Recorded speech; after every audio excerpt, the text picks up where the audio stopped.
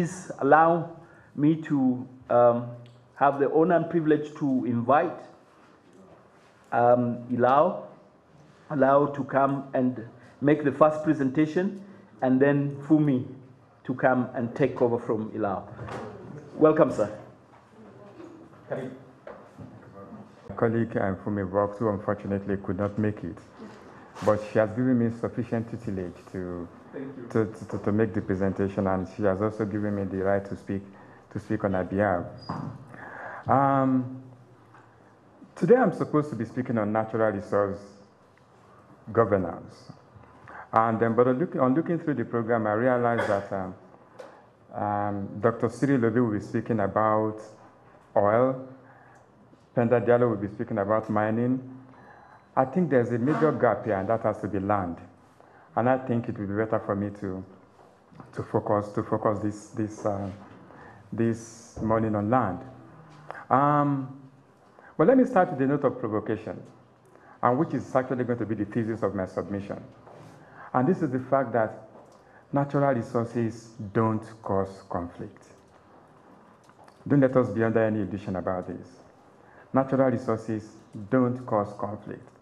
It is the governance of natural resources that causes conflict. Oil has been responsible for the political instability in Nigeria, but the same natural resource has been responsible for Norway's phenomenal growth. Diamond caused problems in Siera Leone, but that same diamond has accounted for the political stability of a country like Bostwana. So really, it is not these natural resources. So natural resources are just natural resources. They don't do anything. They don't cause conflict. So in looking at the causes of natural resources and linking it to conflict, I think scholars have been looking towards a very wrong direction. And this is going to be the submission of my presentation this morning. Again, I want to say that natural resources and their linkage to conflict is not something that is new. All through history, empires and kingdoms have risen and fallen as a result of victory or defeat in conflicts that have been associated with natural resources. So it's not something that is very new. It's not something that is new at all. Those of us who are Christians, if you read the book of Joshua in the Old Testament, written between 1046 BC to 616 BC, it's all littered with conflict over natural resources. So it means that from that time we've been having conflict over natural resources. It's not a new thing. But in the last 2 decades, the link between natural resources and conflict has become quite pronounced, and this has resulted in the pronouncement of quite a number of cliches, greed and grievance, the paradox of plenty, tragedy of endowment. Why not go into the appropriateness of some of these terms? I think that's a discussion for another day. One thing that is certain is that in the last 2 decades, we've had quite a number of conflicts that have been associated with natural resources. But at the end of the day, many of these are actually linked to the governance of natural resources. And that is why the mutually reinforcing link between governance and natural resources is something that I think we need to really interrogate very, very closely. But before I go into my focus on land, there are some basic things that I want to put on the table as this relates to Africa. The first is the fact that when you look at the state in Africa as of the time of independence, there is a variance of what Billy Dudley, the late Billy Dudley, the Nigerian political scientist, has what they called the inevitability of instability. And what we mean by that is that when you look at the structures, it is just inevitable that there will be instability. When you look at the structures, there are some inherited constraints which made it inevitable for instability to prevail among African countries as of the time of independence. And I'm going to focus on just 2 that are particularly linked to natural resources. The first is, if you look at the agricultural products that are being produced by a number of African countries, these are agricultural products that are wired to global economy, not necessarily to domestic for domestic relevance. So at the end of the day, African countries produce what they don't consume, and they consume what they don't produce. And the most unfortunate aspect of the whole thing is that the prices of both are actually determined outside African jurisdiction. So this is very, very important, and this is something that maybe at some point I may be able to elaborate on. The second reason why I think instability was inevitable happened to be the fact that right from the colonial period, there were structures, especially artificial structures, that were created to govern key natural resources. That is why when you look at natural resources like cocoa, like coffee, they were not brought under the normal management policies. And we had boards. So in Ghana, we have the Ghana Cocoa Board. In Nigeria, we had the Western Nigerian Cocoa Board. We had the Coffee Board in Côte d'Ivoire. So we had these boards that managed these resources outside the jurisdiction of proper governance.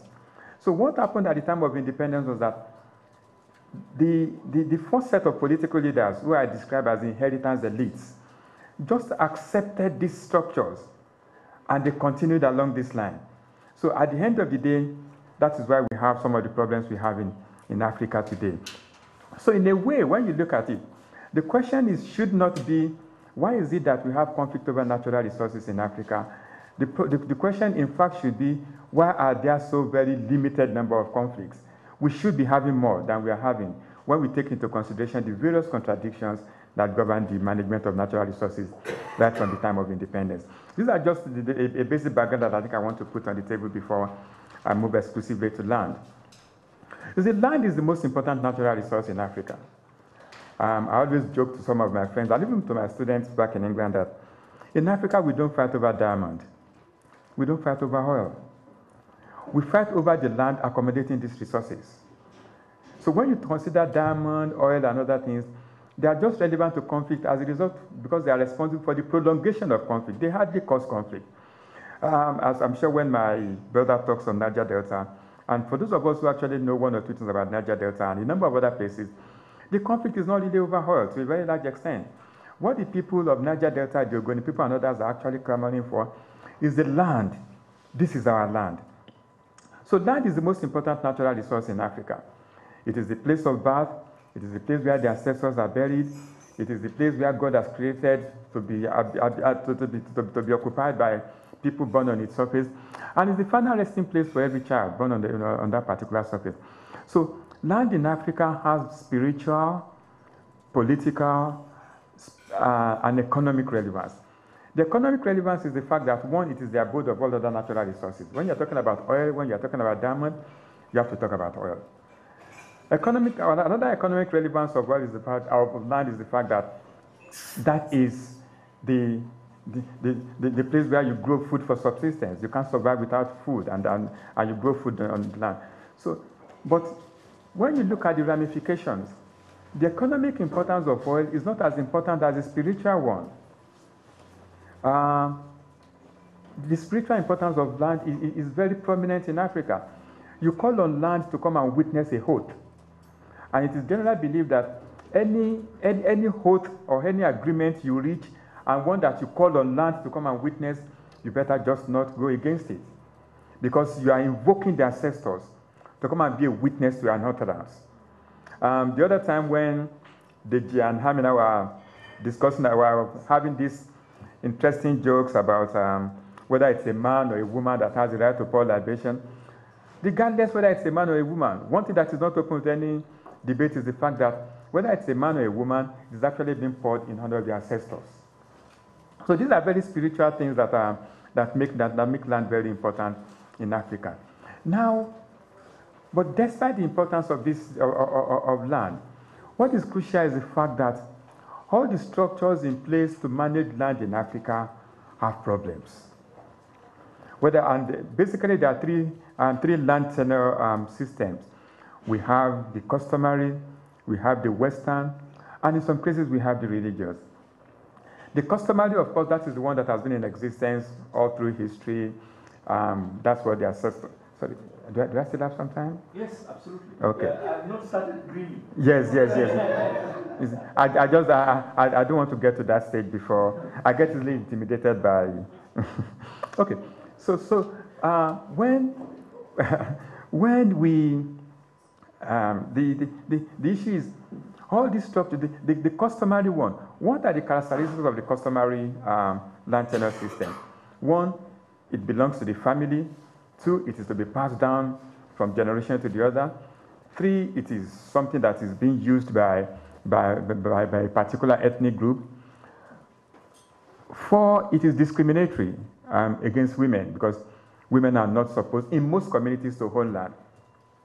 Another characteristic of the customary law is that you don't have a title deed to it. You don't have any document to prove that the land is yours. But when you look at the Western laws, you have title deeds, you have exclusive membership, ownership, you have quite a number of things. And the religious land tenure system is not something that is very common. But we believe that, in fact, it is only the Islamic religion that has something to say about who should hold land in most African countries. But even these, there are debates on it as to what exactly does the religion say about land. The Islamic scholars who believe that even though the Holy Quran did not say anything about land ownership, the Hadith, which is the saying of the Prophet, has something that says that when it comes to land, water, when it comes to grass, water, and fire, that all human beings are equal. The Hadith did not specifically mention land, but when you consider the word grass, it is believed that grass is actually something that has to do with land. That's what the Hadith says.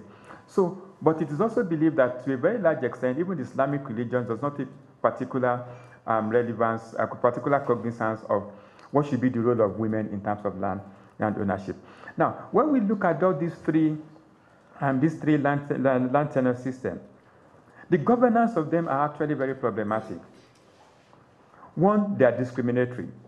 Discriminatory against women, discriminatory against maybe young people.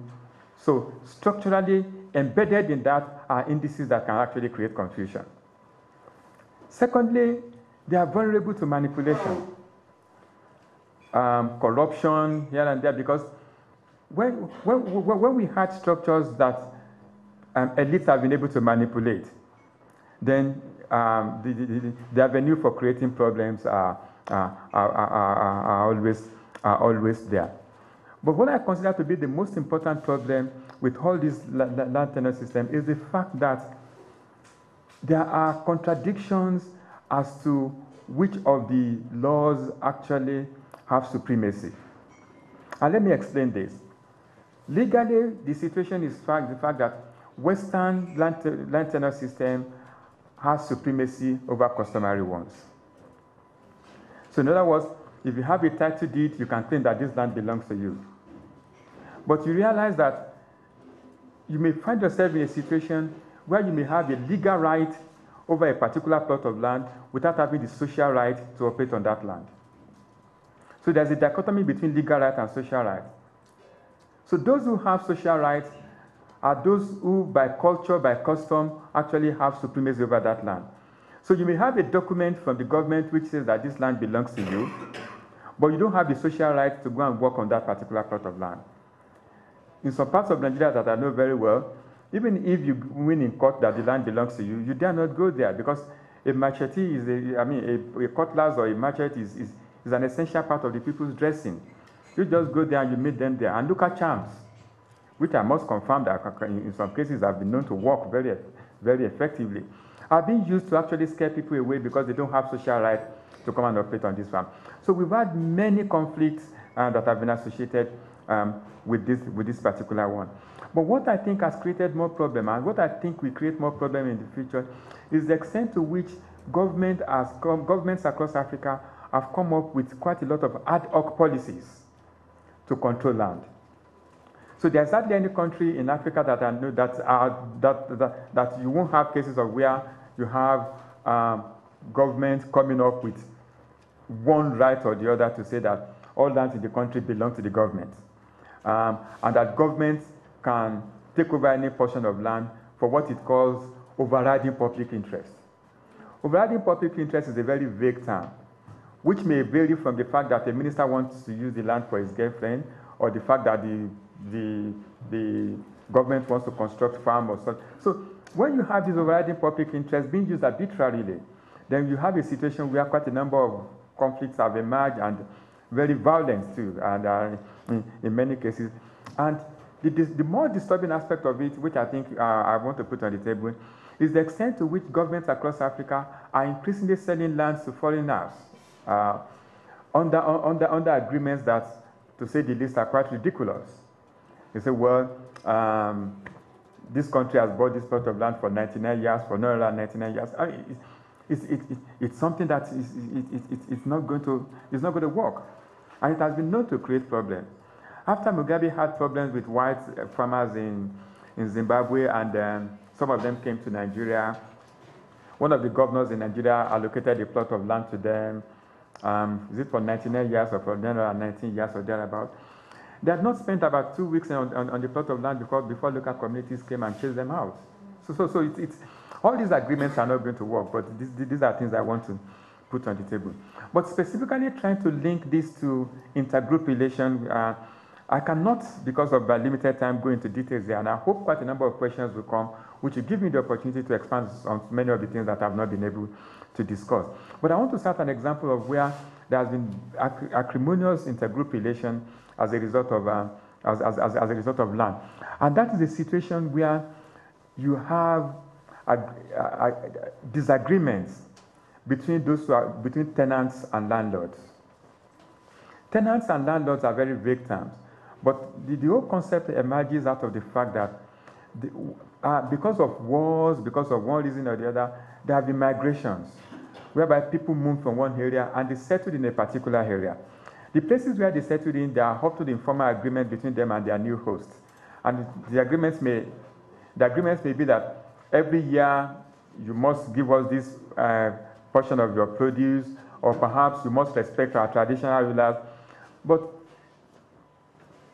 it got to a stage where the tenants in quotes, believe that they have lived long enough in this environment to have all these conditions waived for them. There have been intermarriages, there have been many cases like that. So they feel very strongly that it has reached a stage where there should not be any form of restriction on them as it relates to ownership of land. Whereas the landlords believe that the agreement your forefathers signed is for life. So even if it is for 200 years, you must keep worshiping us, you must keep recognizing our leaders, and you must keep having your status as being tenants in this land. There have been numerous quarrels over this, and two recent examples that I want to put on the table. One is in Ghana, where there is a conflict between the Kokumbas and the Nanumbas in northern Ghana. The Kokumbas are visitors, the Nanumbas are the landlords.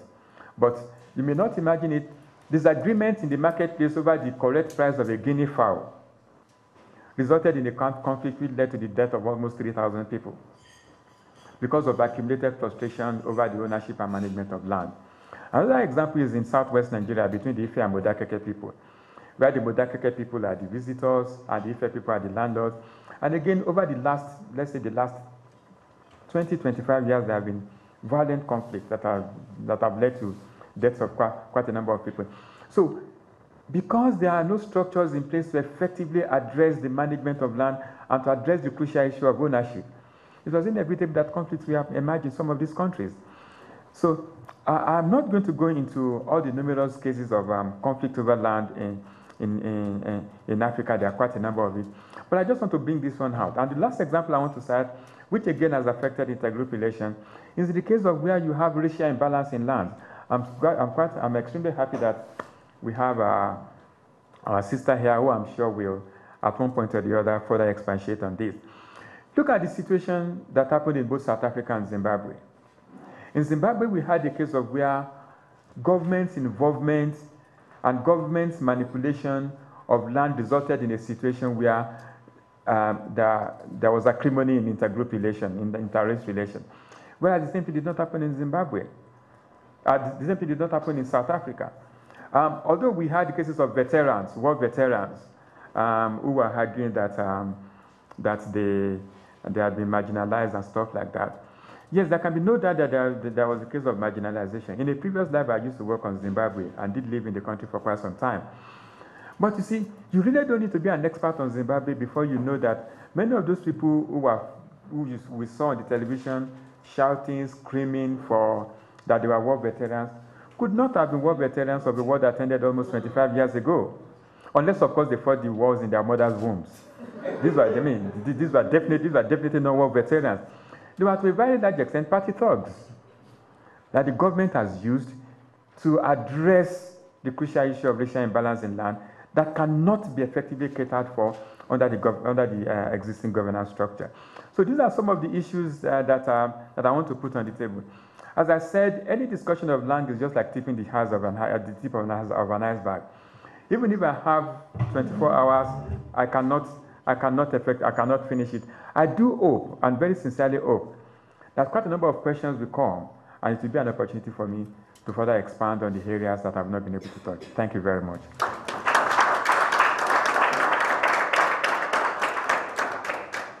Thank you so much for that very rich presentation.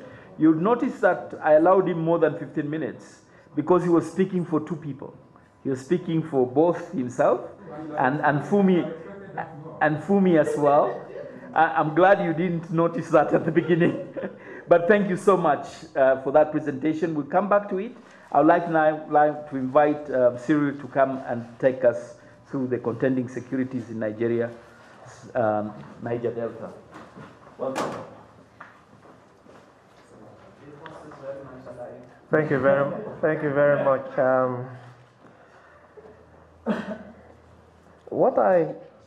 First of all, let me say that before Boko Haram became the issue, the Niger Delta was really of much interest internationally and within Nigeria as a zone of conflict, but a conflict that was local but had global ramifications. This paper looks at the conceptualization of security, because my observation, looking at the literature in the past 10 years, is that the thinking about security in relation to the Niger Delta crisis has remained stuck in the state versus human security binary.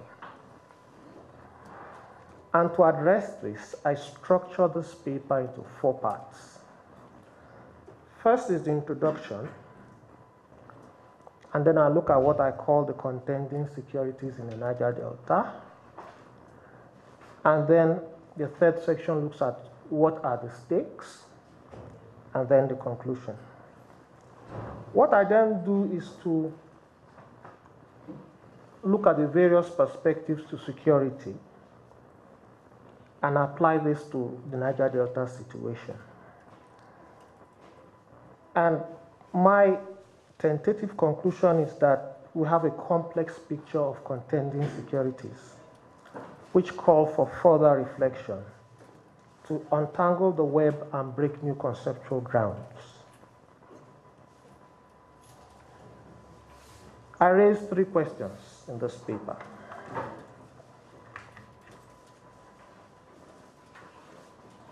But before I raise the questions, I look at the nature of oil as a commodity, like no other. It's both an economic and a strategic commodity. Or it is a commodity that has local, national, and global ramifications, and therefore should not be viewed strictly through state-centric lens. The 3 questions are then posed on the basis of this are as follows. How does the Niger Delta crisis fit into existing security discourses? What factors best explain the contending securities in the Niger Delta? And what should constitute the basic ingredients for sustainable security in the region? My point of departure is to observe that the whole notion of security thinking has expanded since the end of the Cold War. And everybody now agrees that non-state environmental and human-centered considerations have a role to play in understanding security. So it's not just the security of the state. So we are actually reconstructing the concept of security. There are 2 broad notions still, though, in spite of all the things that have been said about the broadening of the concept. That is state-centric value or perspective still continues to hold sway, even when countries say they are operating within a coalition. It's usually that you find out that national interests are often embedded in such collective approaches. I also argue that the human security perspective, which was made popular in the 1993 Human Development Report, simply says, and I quote, people's freedom from fear and freedom from want in a broad sense. In other words, the human being is at the center of this paradigm. And if the human being is free from want or fear, that person is secure. Very much like the things we heard earlier on. But I then conclude, looking at the question of whose security are we really looking at, by saying that the foregoing conceptual overview clearly establishes a broad basis for a holistic approach to security that goes beyond the territorial expression of the state, to pay attention to protecting and safeguarding vulnerable and oppressed populations in contexts characterized by unequal power relations and inequitable access to resources necessary to guarantee freedom from fear and want. However, as I said, both perspectives tend to focus on individuals, peoples, and communities without engaging with the horizontal inequalities or class identities that permeate such groups and mediate power relations between them, and also differentiate individuals, groups, and levels of security. So one of the things I say is that the contending securities, you have to look at the various levels of security. At the individual, at the class, in terms of identities, and in terms of horizontal inequalities.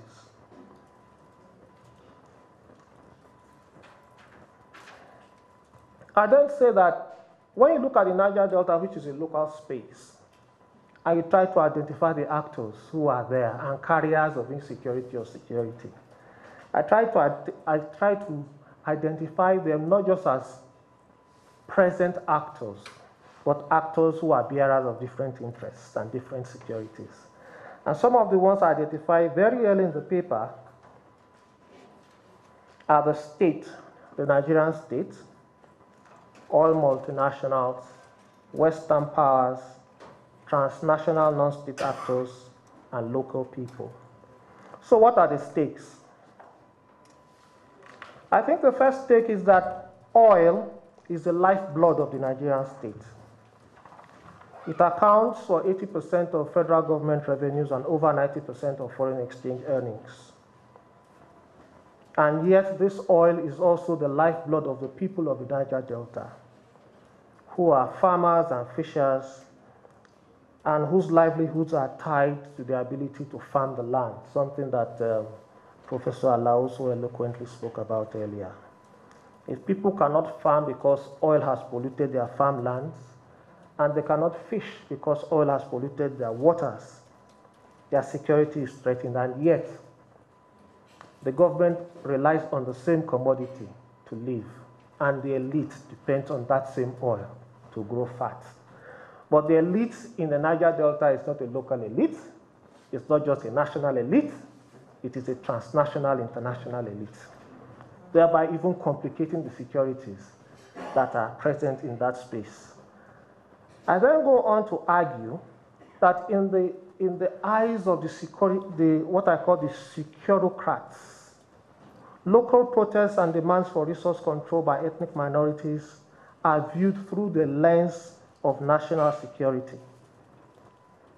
And so they resort to the use of military means to repress violent protests because those protests threaten the security of oil supplies to global markets. But when you look at the literature, what you see is a broad bifurcation between those that see oil as a national asset and anybody that tampers with oil, either by protesting or trying to block oil production, is seen as a source of insecurity. And those who look at the reality that there's injustice in the Niger Delta because revenue allocation does not give back to the Niger Delta what it contributes, and because oil is destroying the environment. But I then argue in this paper that there is also a problem embedded in such views, apart from the fact that it simplifies something that is very complex. And I say that they seek national security through the gate of human security. In other words, at one level they are looking at human security, but ultimately they see human security as a precondition for national security. And yet this is a space that is neither national nor secure. I then go on to argue that another layer has been placed on it, particularly since 9/11, where US national interest calculations within the context of its post-Cold War global security and war on terror against extremist groups attacking Western interests is also present in the Niger Delta, both in terms of the operations of what I call private security contractors and in terms of the new training programs that have been raised, including one that is called the Gulf of Guinea Guard Force, which is funded and taken care of by America. And we also have a lot of maritime patrols, joint patrols and training programs around securing the Niger Delta. Bringing another layer of not just the security of oil supplies to global markets, but the security of international waters, where new analysis and new reports are saying that next to the coast of Somalia, the Gulf of Guinea is also the most dangerous international waters, all around the Niger Delta. So you see another layer of security is added. I then argue that the territorial approach to even the concept of the Nigerian state as a container of an actor in the struggles over oil and its region cannot be taken in isolation, because even the ability of the Nigerian state to act is supported by hegemonic global actors.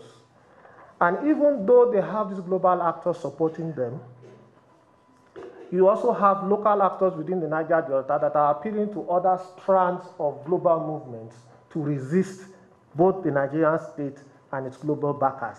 So you see, the whole picture becomes very complicated. And even you now have new companies coming in from China, India, Malaysia, Brazil, and Korea, and also adding to the mix of insecurities. And I have written about the whole question of Chinese presence in the Niger Delta and the kind of impact it has had. I then go on very quickly to say that the perceived incapacity of the Nigerian state to secure its territory becomes a context for international intervention designed to empower the state, but advance the national interests of its international helpers with implications for its own sovereignty. On the other hand, the forces of local resistance against transnational oil alliance, seen as extractors, expropriators, and polluters, and the claims of local people as having sovereignty over the oil in their local communities becomes an organizing principle for challenging the sovereignty of the Nigerian state and its claims to the legitimate ownership of oil. So the space of the Niger Delta becomes a meeting space for various transnational levels and becomes what I call the eye of the storm for contended securities, a site from which to grapple with the ways ethnic minority identity politics challenges the authority of the Nigerian state, as well as a site to see the ways through transnational forces and processes operate below, above, and beyond the Nigerian state. And some of these transnational actors are even transnational criminal networks. I don't think I have enough time to go into this. And my chair has not started to smile yet, which is good news.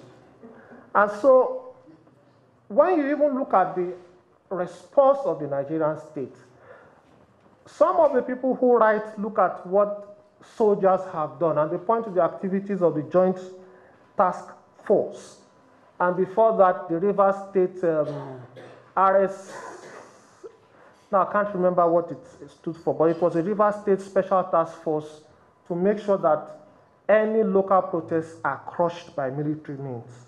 And so there have been the whole questions of the human rights implications and the way repression has violated the rights of local people and undermined their human security.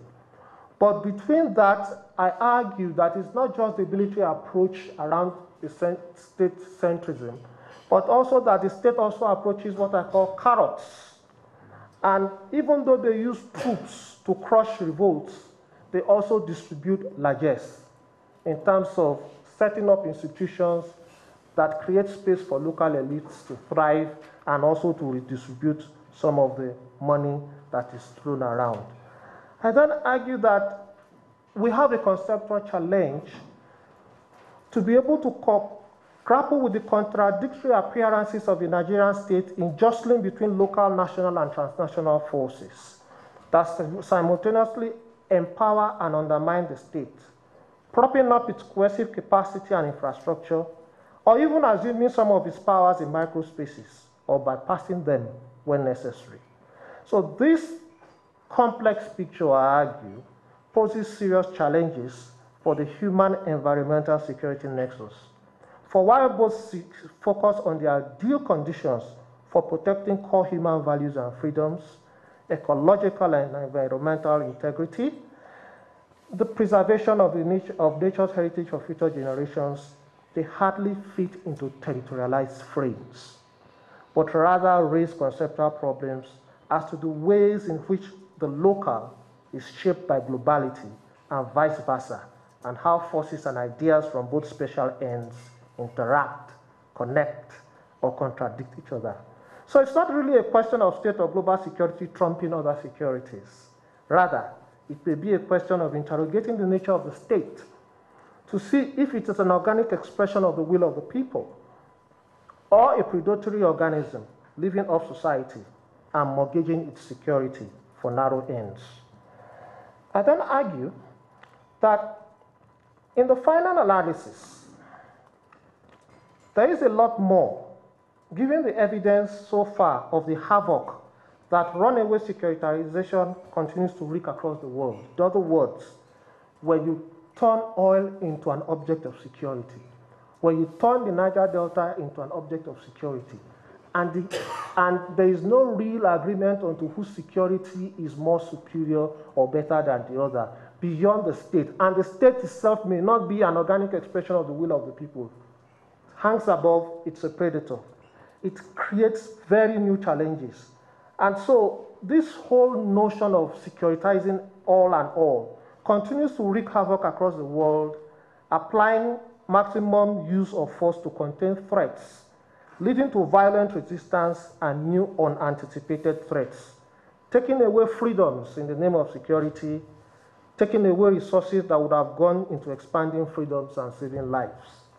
The challenge goes beyond the goal of sustainable security, which integrates human, state, and environmental security into transforming the state along people-centered egalitarian lines, redefining collective humanity under emancipatory and more dignified conditions that upturn exploitative nature of power relations over the environment. The case of the Niger Delta teaches us that the struggle for sustainable security may yet become a defining social moment, linking the quest for justice, freedom, and equality to a search for a safer and more peaceful region.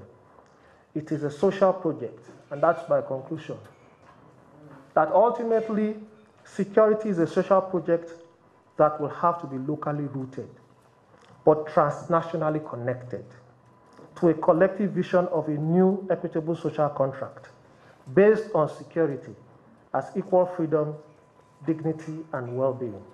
I thank you for your attention.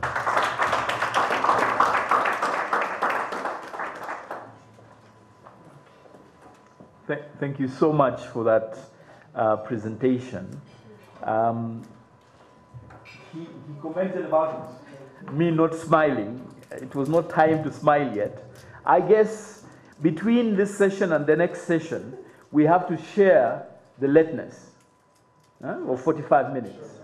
So that's only fair. So I'd like to now invite. We've done we're doing well. We've done 2 sessions. We won one more session, and the response from the discussant, and then we'll open it up. So without much ado, allow me to call Penda Diallo to lead us in the next session. Welcome. Thank you. I almost feel that after Dr. Alao and Dr. Cyril have spoken, I don't have much to say. I feel honored to be here amongst, academics that I admire, so I hope I can add a little bit. First of all, I have to apologize. I've slightly changed my title. Although the comparative analysis was with Guinea, Botswana, and Sierra Leone, my new title is The Impact of Political Leadership on Mining in Africa and Comparative Studies of Guinea and Botswana. The reason why I removed Sierra Leone is that the objective of this paper is to move away from the resource cost discourse and look at the advantage of natural resources for African countries. And Sierra Leone has been widely studied and linked to the resource cost. So I decided that if I want to look at the advantages, I may as well look at two countries, Botswana, which is one successful one, and Guinea, which is still maintaining the status quo. So the key argument of this paper is that the nature of political leadership has a key role in determining the impact of mineral extraction in a country. And the paper argues that good political leadership with effective management of the extractive sector can contribute to socio-economic growth in countries rich in mineral resources. On the other hand, shortcoming in political leadership has the ability to prevent countries from effectively benefiting from their natural resources. My central argument is that effective political leadership of the natural resource sector can be, with support of effective political leadership, the natural resource sector of African countries can be a blessing for the continent rather than a curse, as widely publicized in the academic literature. To support my argument, I'm looking at two case studies, Botswana and Guinea. And Botswana is being looked at as a successful case study. And while I look at Botswana, it's still also very realistic. Natural resources they cannot be the answer of all the challenges within a country, but we should also credit the positive impact that it has. And Guinea is a country that, despite its internal challenges, Okay, just go on. Yeah.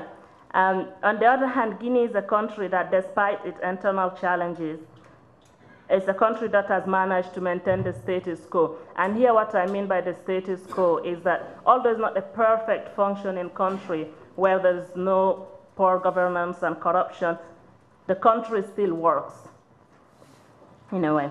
So those two countries are both very rich in natural resources. Botswana is one of the largest diamond producers by value in the world and one of the most stable countries in sub-Saharan Africa. And in addition to diamonds, the country has other minerals, including copper, gold, nickel, and soda ash. Whereas Guinea is the 11th producer of diamond in the world, but in addition to that, it has the largest reserve of iron and bauxite in the world. And it's among the 10 highest producers of bauxite by quantity. It also has both gold, rare earth, and some uranium. In both Guinea and Botswana, mineral resources has been a key contributor to their economy. I'm going to first look at the advantages that mineral resources has had for Botswana. The discovery of diamond after 1967 and the result of good leadership which led to the success of the mining sector has enabled Botswana to become one of the fastest growing economies in the world. From 1965 to 1995, Botswana moved from being the third poorest country in the world to a middle income country. And this can be credited to having progressive, visionary, and realistic leaders, because early on, political leaders realized that the future of Botswana will be linked to effective management of the diamond sector. Sorry. So, in addition to the progressive political leadership that Botswana had, the fact that Botswana had progressive leaders enabled the country to implement good policies, take good governance initiative, have successful public and private partnerships, have created a favorable business environment, also prevent ethnic tensions, but manage effectively the mining revenues of the country.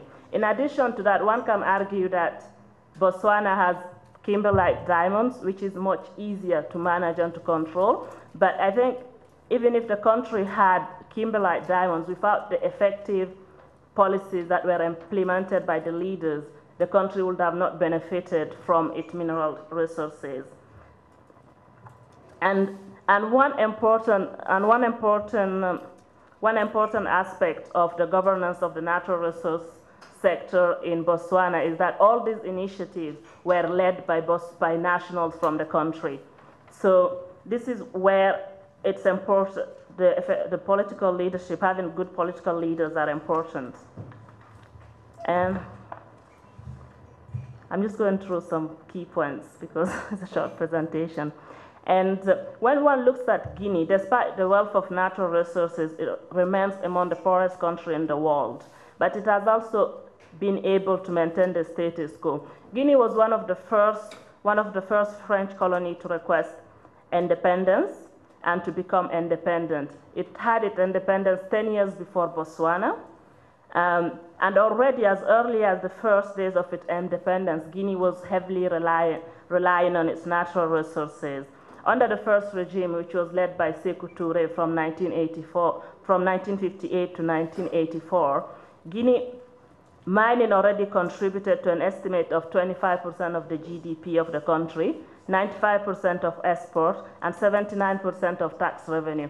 I don't know how much you know about the history of Guinea, but Guinea was isolated from Western countries for a long time. And one reason that enabled the country to function and to maintain some sort of stability and financial stability was the ability of the country to exchange natural resources with goods. In this case, they had bilateral relations with Soviet countries, and Russia being one of them. And so under Sékou Touré, one can argue that the status quo was maintained because of both the socialist and dictatorship nature of the regime, but also the ability of the regime to gain financial stability and also regime stability based on exchange of goods for natural resources. And under the second regime, which was from 1984 to 2008, mining also played an important role in the governance of the country. However, here with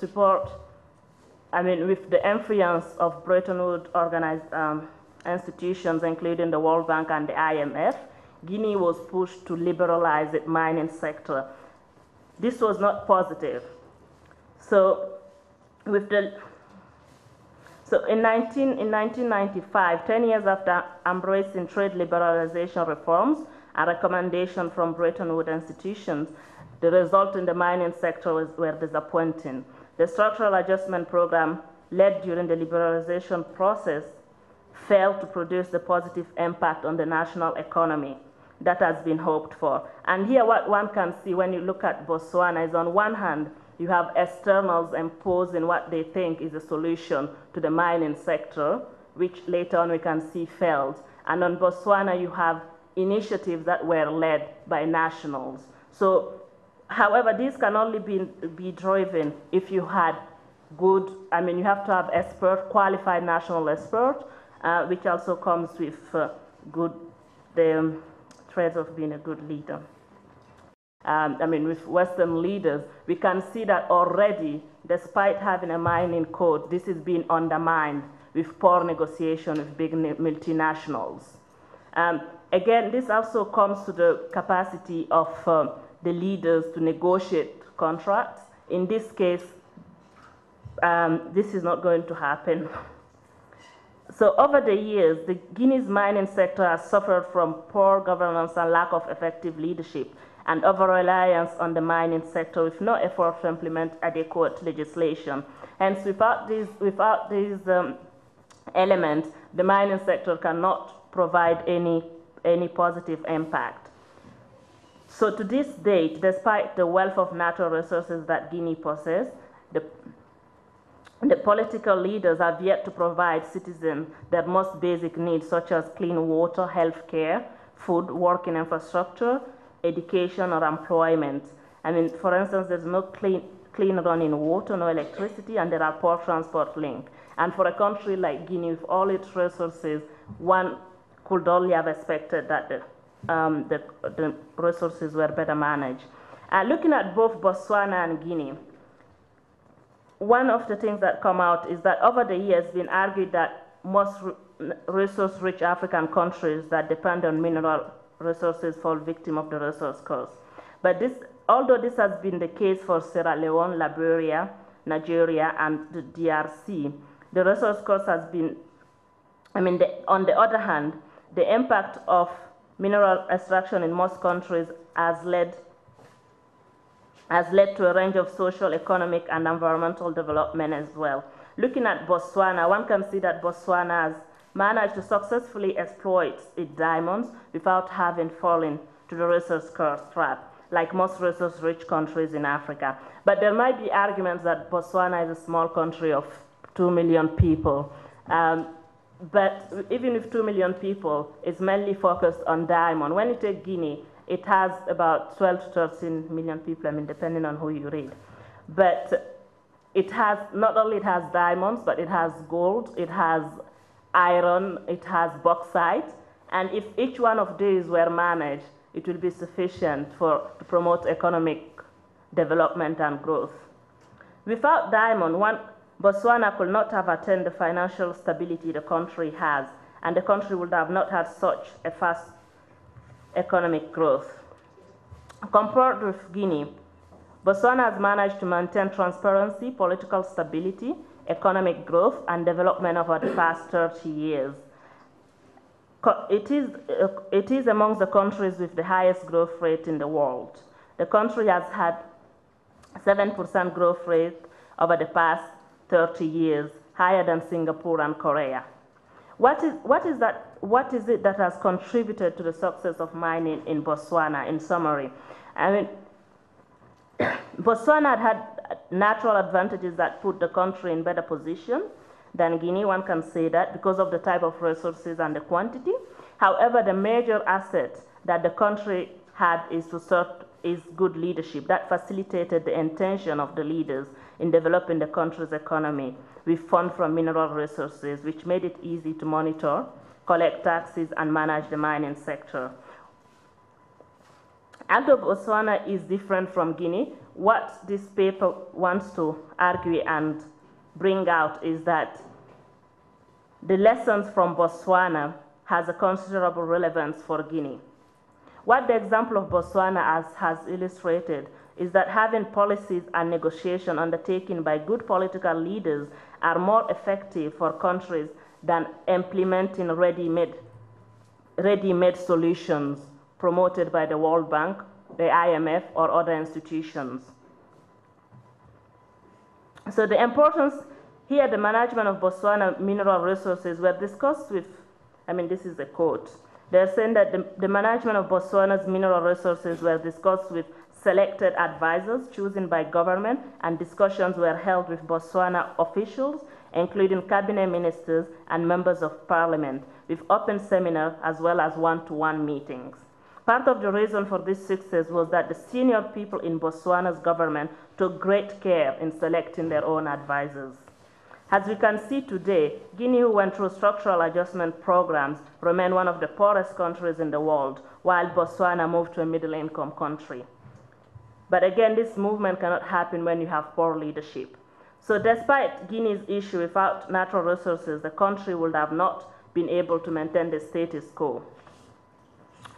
The key lessons from Botswana is that in order for the mining industry to result in growth and development, we need few things. One of them is visionary political leadership. So visionary and competent political leaders is important for success of the mining sector, which Botswana benefited from both at independence. Strong and transparent institutions and policies are important. Again, you can't have this if you don't have good leadership. Thinking of the environmental impact and making sure that there are policies in place to promote these. And also developing skilled experts who can negotiate simple things as mining code or mining contracts. It's also important to overcome the ethnic division at an early stage. And most of all is the importance of using revenue from mining to support other industries. To ensure economic growth, resource-rich countries need to use revenue from resources to diversify industry, transform agriculture, and become a modern society. This is necessary for a long-term sustainable economic growth. And a good relationship between communities and mining companies are also important. In addition to that, the ability of creating good public and private partnerships. Most African countries don't have the skill and the ability to develop their mining sector, but you have to join this with both local partners and private partners. And I mean, Botswana did this well with the Botswana. Botswana has become the best example of Africa's economic miracle for its exceptional record of development success led by mineral extraction. The governance of the mining sector and the way revenue was spent was crucial for the success of mining in Botswana. Natural resources, specifically diamond, have been the key to successful growth and development in Botswana. So the case of Botswana has shown that the impact of the extractive industry is a result of how well the sector is governed and the result of policies undertaken by political leaders. As stated earlier, in Botswana, the progress of development is credited to good political leaderships and the implementation of good policies, good governance, successful public and private partnership, the ability to create a favorable business environment, the prevention of ethnic tension, effective management of mining revenue, and natural advantages. Guinea has major shortcomings in governance and transparency, institutional capacity, and major skill shortage. But I believe that despite all of this, there is a possibility to learn from Botswana. And Botswana is a counterexample to the argument from the resource course debate, which support that African countries, which are highly dependent on natural resources, are in danger of being affected by conflict, slow economic growth, and poor governance. According to Hazleton, the variable, in fact, may not be economic dependence, but the way in which the commodity and governance are managed. And Dr. Alao has already argued this in many of his books. Just like Botswana, mining can contribute to growth and development in Guinea if given the right environment to foster business growth and socio-economic development. I'm almost finished. Yes, I'm almost finished. Basically, I'm concluding with 2 points. And the first point is that effective leadership is the key to successful socio-economic development in Africa and in resource-rich African countries. It is only through effective leadership that countries can effectively manage their institutions, their resources, and their people, and implement sustainable legislations. And I want to finish by this quote, which was saying that it is only fundamental measures and profound changes in leadership and its character that can arrest the collapsing economic infrastructure and social conditions in the developing countries. Such a change could create the enabling environment for important improvement in the living standard of the masses. So I've tried. Do I still have time? Well, I've finished anyway. Yes, thank you very much. Thank you.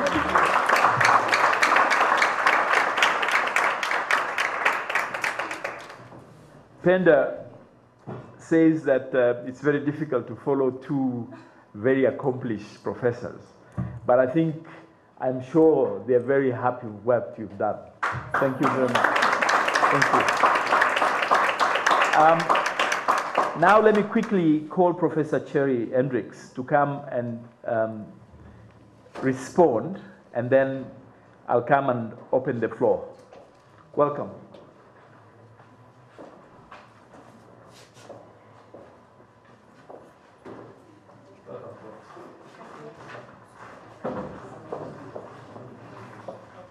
Good morning, everybody. Let me start by thanking the presenters for very rich and informative, thought-provoking papers, I think. These papers are trying to unpack the relationship between conflict, natural resources, state and society, and governance. I'm glad that Alao mentioned that we have long been dealing with these issues and debates, trying to establish the interconnections here between natural resources and development. And so I recall debates, for example, about colonial extraction and skewed development and underdevelopment, and then in the post-colonial phase, how post-colonial elites or the comprador bourgeoisie used these natural resources for their own advantage, and that's why we weren't developing the looting of resources, so to speak.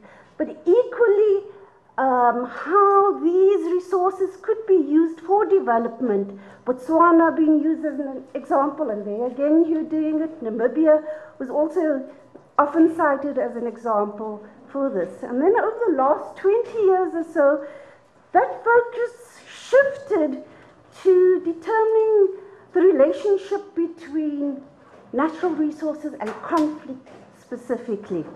And this too generated heated debates, and both Cyril and Alao have been part of those debates, I think, and generated some very interesting terminology as well. And so we had the greed versus grievance debate, resource scarcity versus abundance, things like petro-states, petro-violence, the paradox of plenty, resource wars, etc. When African theorists engaged the discourse, they tried to place context to the seeming coexistence of abundance of resources and the proclivity for conflict, noting, as you did again today, Alao, that resources in and of themselves do not cause conflict. It is the unequal distribution of the benefits accrued from these resources and of how they're being managed that is the problem. Or it is, as Thandika used to argue, the incapacity of the state to control and secure its territory. We used to speak about archipelagos of control, etc. And then also that these resources provided opportunity for rebel groups to fund wars. We've gone through all of these debates, and the solutions were calls for greater regulation, codes of conduct, frameworks, transparency, accountability, leadership, pretty much a liberal package of how to respond to those conflicts. I think that the papers here today provide greater complexity to the debate on natural resources and security, that they lay bare the limitations of and interests that underpin the current framing of resource-based conflicts. Cyril's paper highlights the contending narratives on security in the Niger Delta, and particularly where transnational, national, and local perspectives differ and converge, and the concomitant tensions then that emerge from this. He therefore shifts the discussion here from a previous focus on the national arena to one that highlights the intersection of the national and the international. And I think that that is a fundamental point to recognize there. He also points to the limitations of couching the debate merely as state-centric versus people-centered perspective, and brings back a focus on geostrategicness, class, power, identity, etc. for debates. And I quote here, people do not experience and respond to insecurity in the same way, and I've already had this with him. Great that we're going back to class, power, and identity, but you can't leave our gender there. Please bring the gender dimension back as well, Cyril. I like your pointing out that the state is engaged with international actors, but so too are local groups using the global media and the appeal to global discourses to empower their own claims. I think that is also interesting here.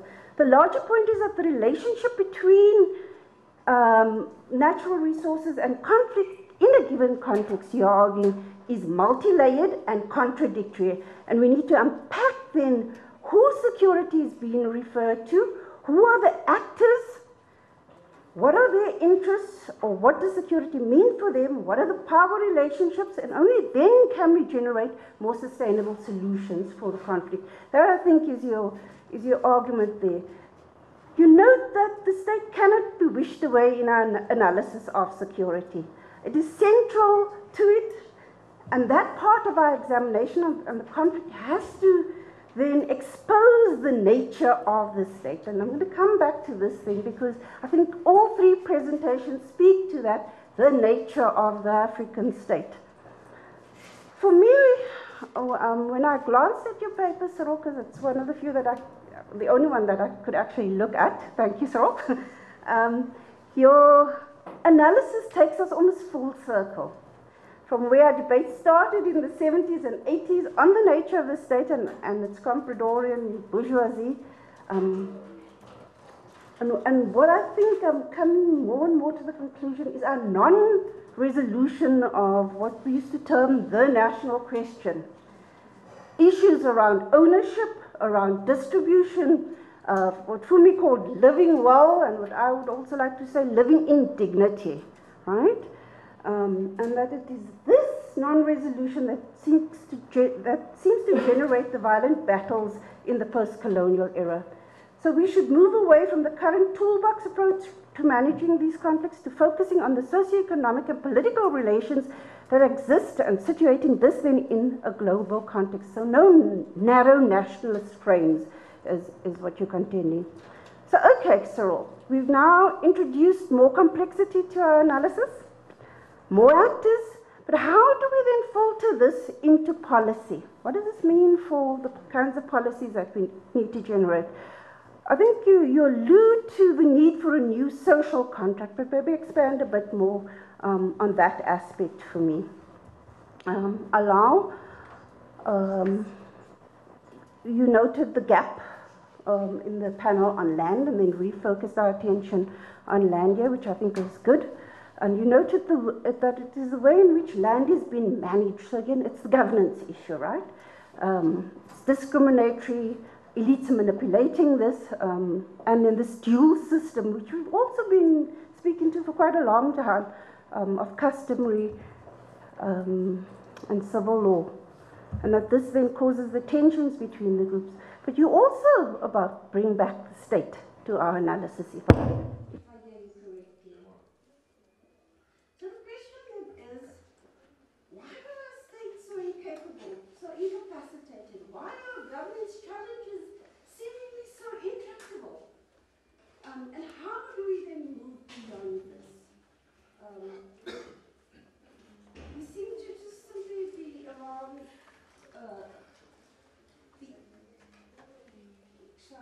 the non-organicness of the state, as an explanation, the predatory nature of the state, the compromised nature of our elites, etc.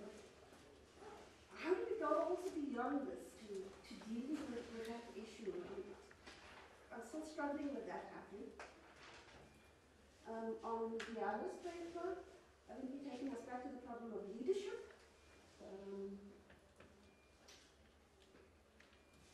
Bostwana is the exception. The black swan that proves that not all swans are white. The rule of the resource curse. And your emphasis is on because of leadership, it's because of governance, it's because of local ownership.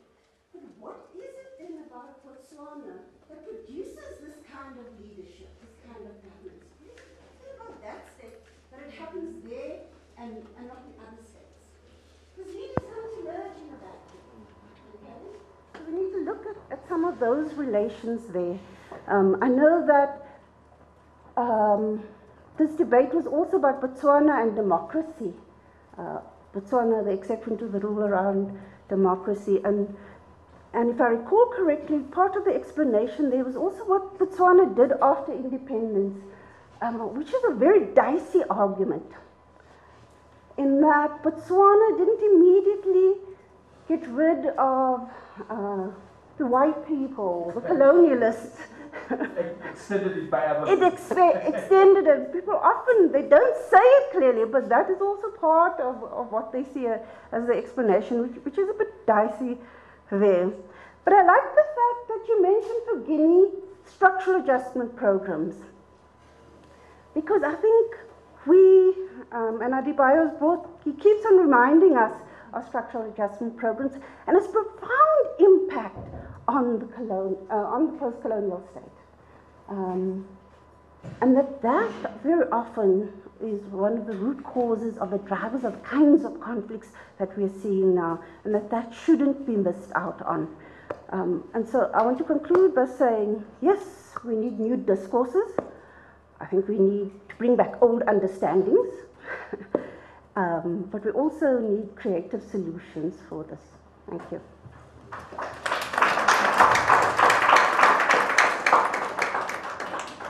Thank you so much, Prof. Can I kindly ask all of us to join me in a round of applause to all presenters and the discussants.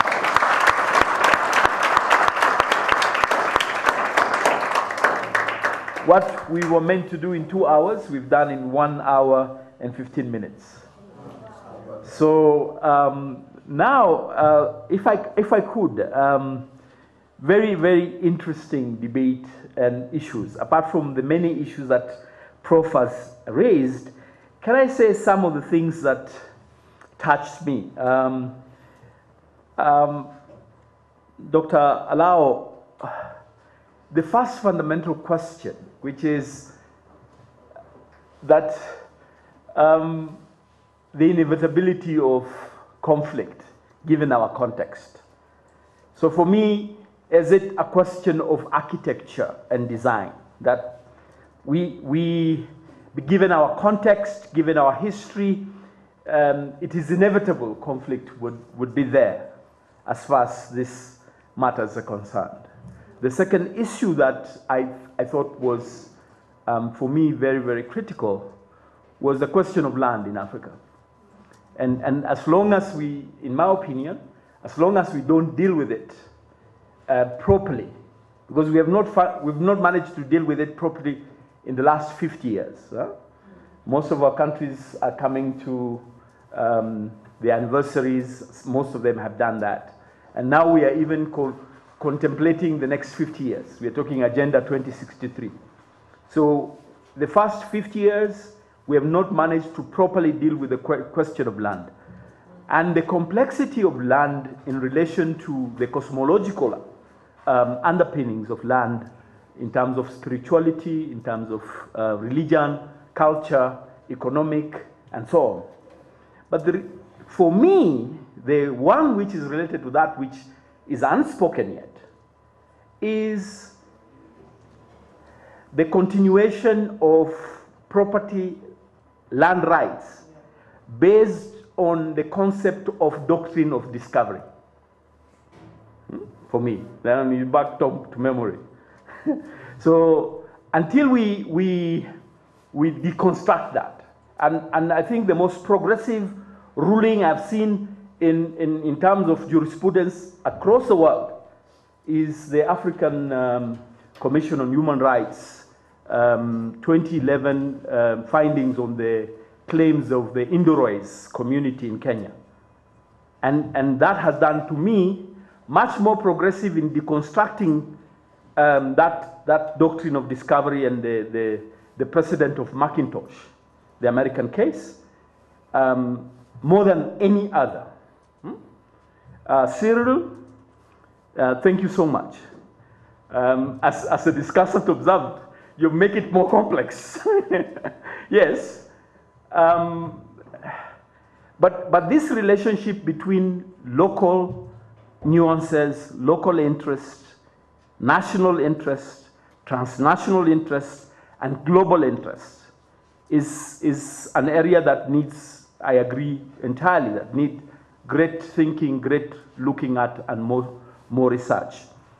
Also, connecting that with what our brother had shared on the first day, the privatization of security. And these oil companies having their own private security, and other, more than one country putting together security frameworks. The relationship between the juxtaposed reflection of the Gulf of Guinea and the Indian Ocean. That also for me was very, very, very interesting. But the fundamental question at the local level of the farmers' interest, the fishing community's interest, and then this oil with all these nuances, that for me was also very, very interesting. What also I found interesting was the opening statement that you made, which is that prior to Boko Haram taking a preeminent position in relation to those who are concerned with security and peace, it was the Niger Delta. Now, has it fallen off the radar? This Niger Delta, I'm saying globally, I'm not talking about Nigeria, I'm not talking about the continent.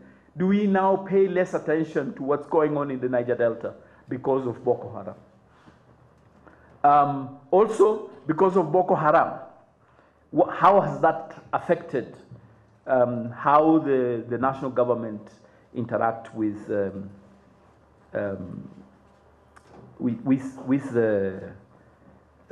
Niger Delta question? Two last things on your paper. For me, one, this reconstructing of the conceptualization and trying to create a holistic approach. And yet you say, still, even after trying, we're still caught up in this state security-centric approach.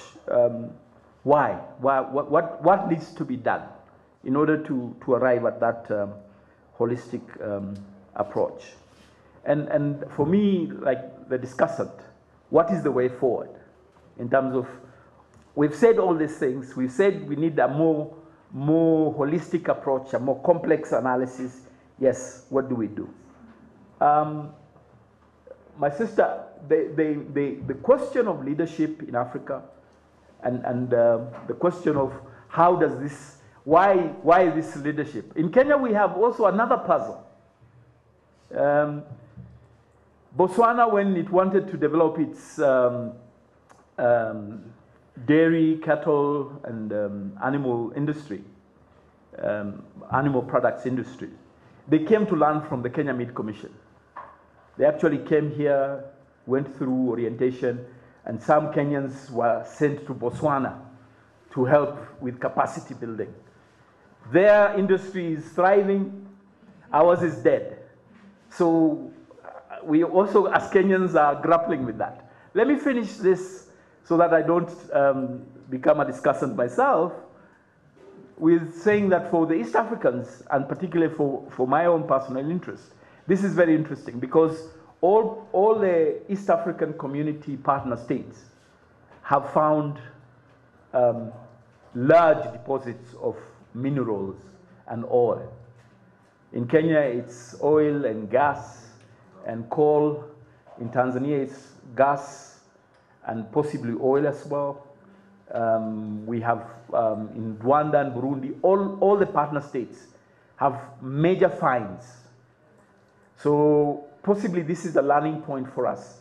We may be a bit late, but we are not already into the full exploitation, in quotes, of these resources. I'll stop there and open this for participation. And I see already 1, 2, 3, 4, 5, 6, 7 hands, 8 hands. Okay. For those who are not as quick as those who put their hands, we will have to negotiate if you have something very burning after those 8. So we will allow those 8 in that order. Let me set them up again. Let me start. I'll give you numbers. I'll start with the last one. Number 1, 2, 3, 4, 5, 6, 7. Which is the 8th one? No, 7. 8th. Okay. So if you could, please, let's also, a simple ground rule. Let's try and be precise, concise, and to the point. And if it's a question, raise the question. If it's a comment, make the comment. You're not allowed more than two. A question and a comment, or two questions, and that's it. Thank you, sir. At the back. Okay, thank you. My comment and question will go to Cyril. Yes. I agree totally with him in terms of, trying to draw a connection between global interests, national interests, and local interests, contesting the issue of oil ownership, distribution of benefits, and related issue. But I want to ask, is there any role that the local people have played, for instance, in the persistence of conflict, given the fact that some people have also argued that local support, for instance, for militancy has contributed to, the perpetuation of conflicts in the Niger Delta. So do you think that the local people, apart from the quest for ownership and distribution of benefit arising from oil, do you think that they play a role in perpetuating the conflict or the persistence of conflict in the Niger Delta? Thank you very much. Could you just identify yourself for the purpose of the recording? Just if you could say who you are. Oh, okay. My name is Siera and I'm a fellow on the Leadership, Security and Society. Thank you very much. Could that be the cue for all the others who are going to speak after him? Just identify yourself and go ahead. I'm Barney Walsh. I'm Dr. O's PhD student and ALC associate or assistant. My question's for Cyril, although it's not necessarily Niger Delta specific. I don't know a lot about Niger Delta. But when you're talking about state ownership of oil and natural resources and the dangers of presenting that as a national security issue, are you saying we need to accept state ownership but then renegotiate the social contract between society and state and make the state more responsive to local interests, etc.? Or are you advocating some kind of non-state ownership of those resources with kind of very alternative structures? I hope that makes sense. Yeah, thank you. Yes. My name's Omeni. I'm a student. My notes, this is general feedback for Dr. Alao. Fascinating talk you gave, Professor. I think it's very important since the 1988 tanker war between Iran and the US 7th Fleet. We haven't really seen any major sea conflict between belligerents. So I think that land is certainly the dominant form of warfare, terra firma today. First point of feedback, I hope all this doesn't sound banal, but I just hope you can take it on board. I was wondering if you'd consider the role of megaflora in your thesis. There's someone called Anya Shotland. She does some work on this. So for instance, things like the distance of megaflora, intense concentrations of megaflora from the state capital, things like the value of megaflora within the theater of conflict. Sorry, megaflora, and so huge trees, timber. Second point is your definition of land. Does it include water? Because the Niger Delta, a lot of that resources are actually offshore. And the third point, and this will be a brief one, is the role of land in conflict after it's actually started. So I did some work on 197 Special Task Force Battalion, Nigerian Army in Sierra Leone. What I found out was that the Kono region in the eastern province was actually not very important before the conflict, but after the conflict kicked off, it became a critical theater.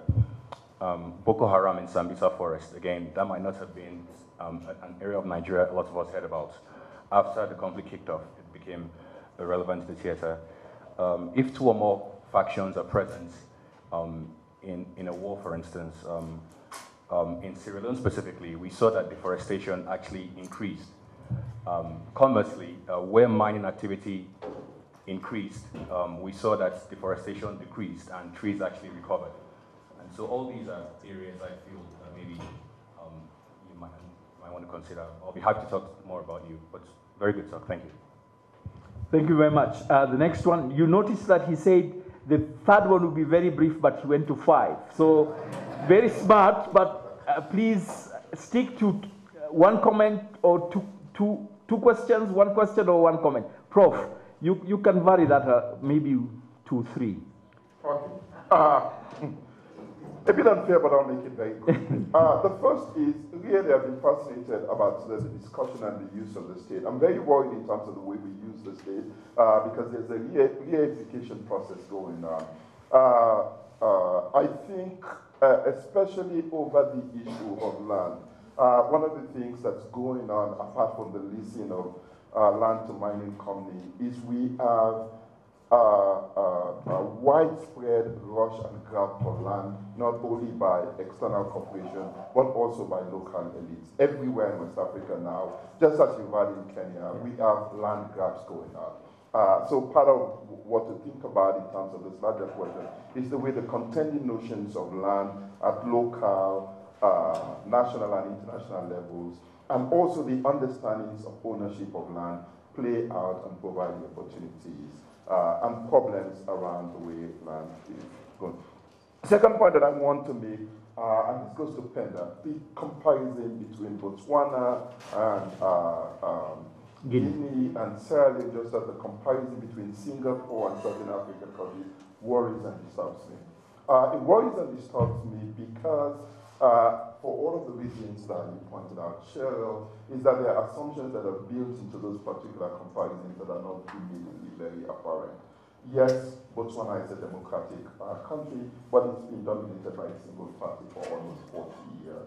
Botswana is a small country that works, but it doesn't have the complicated problems of forging or building a post-colonial society that Guinea has with, 20 ethnic groups, or forging sort of a post-colonial state. So I think that it's not only the question of the state and leadership, but also the complexity of the society that comes across. Last issue that I really want you to take on board, and I really wish you had done the comparison between Sierra Leone and Guinea, which have very similar problems, and in which the industries are deeply interconnected.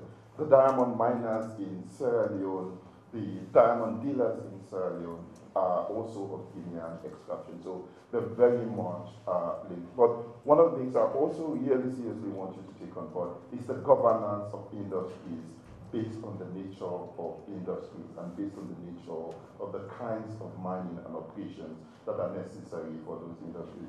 The kinds of diamonds that you have in Botswana is not the same kind of diamonds that you have in Guinea. So the operation and the mining and the extraction of those industries tend to differ. So it's why does it succeed in Botswana and why does it fail in Guinea and Sierra Leone? There is an issue about the nature of the diamonds and the diamond industry that we have in both countries that lends itself to particular challenges of governance, which is not present in Botswana. Thank you, Prof. Thank you.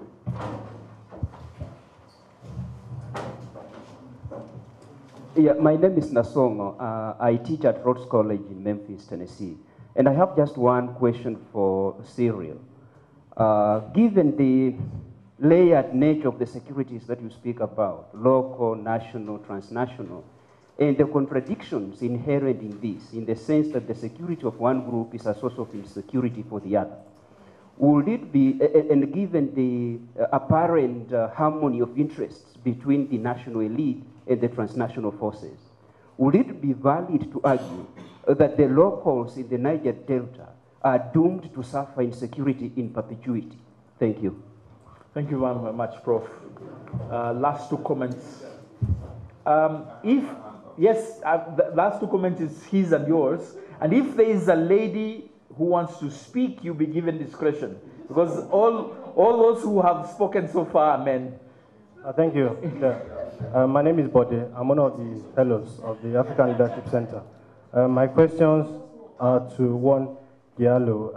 You were talking about political leadership. And as a student of leadership, I feel a little bit disturbed about how you were trying to go about using Botswana's leadership to maybe exemplify what other African countries, especially the one you compared it with, Guinea, should copy. I feel that you need to do a little investigation, a little more investigation to not place leadership as person, position, or result as you are doing, which in my view, is putting them all in the state-centric security that we are looking at. Rather, I think we can look at what we have been saying, which brings in society's view about how people that lead and people that are following should, represent their views in the conversation that lead to whatever it is that they are going to have. The second question is to Dr. Obi. I want to ask the place of the value that people place on economic benefit. Dr. O called it infrastructure of the stomach. In the Niger Delta, we know that as much as the crisis, is part of the people in the area, some people are getting out of the crisis situation to meet their economic needs. So what is the place of the value they place on economic benefit that come into individuals, and how does that affect the dynamics of societal interest in the Niger Delta region? And how can you connect that to the Boko Haram crisis, that is ongoing? Because in a way, thank you. Thank you. Yeah, I think you skipped me. No, I didn't. He insisted, so he had put his hands. I was seven. Yes, both of you would go. Go. Both of you would go. Let me just say this. I will allow 2 interventions from ladies who want to speak, and I'll just alert the presenters. It's not a quota system, Prof.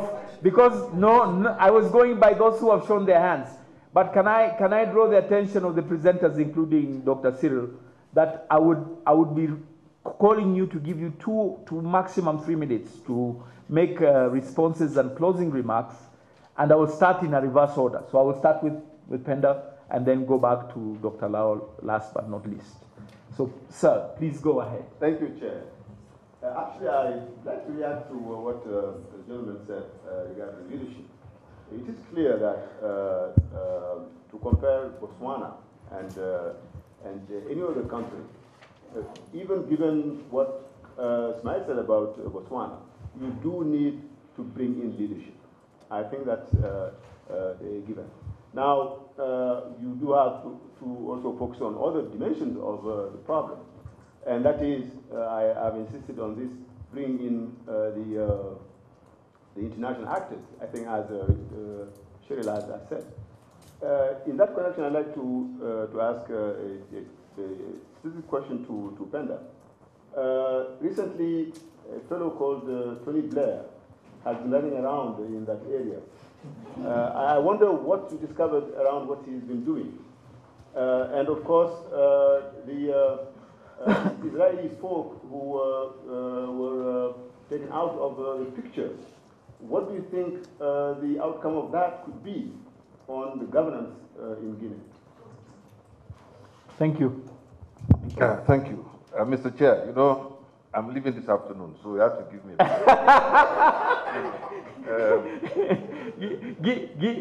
Given that I allowed other professors a little bit of latitude, I will allow you a little bit of latitude. But when you see me smiling... Yeah, the problem is you have such a pleasant face. I don't know you are smiling.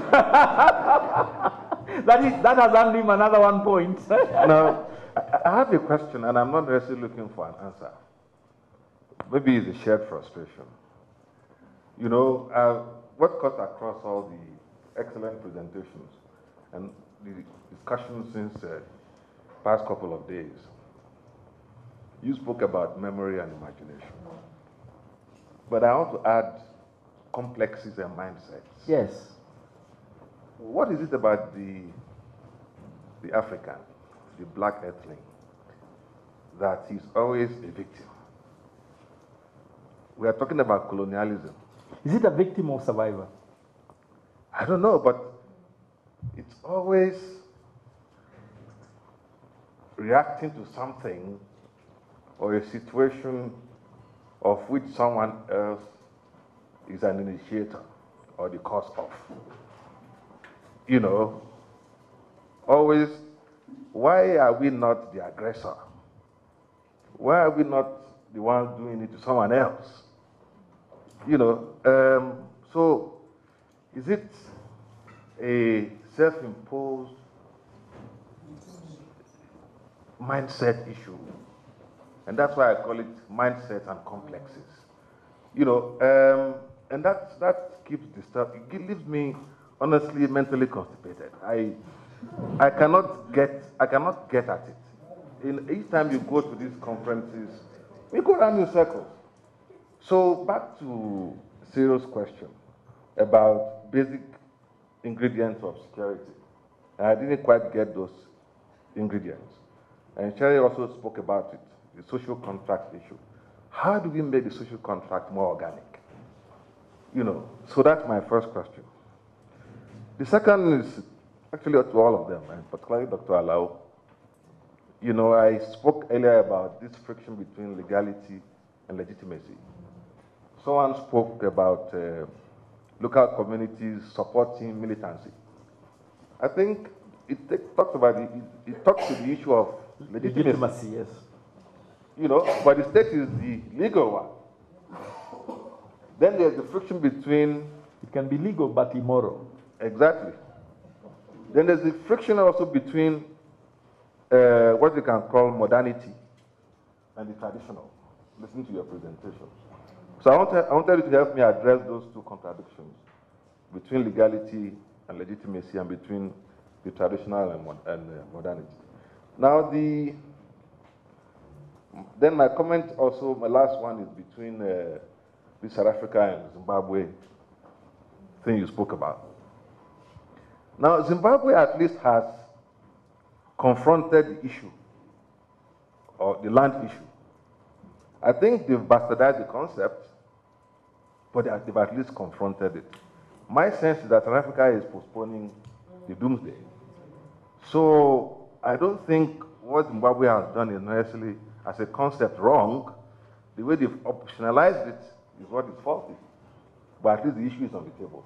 So I wanted you to react to that. Last comment is Cyril's reference to the dangers of securitizing everything, which he defined as using force.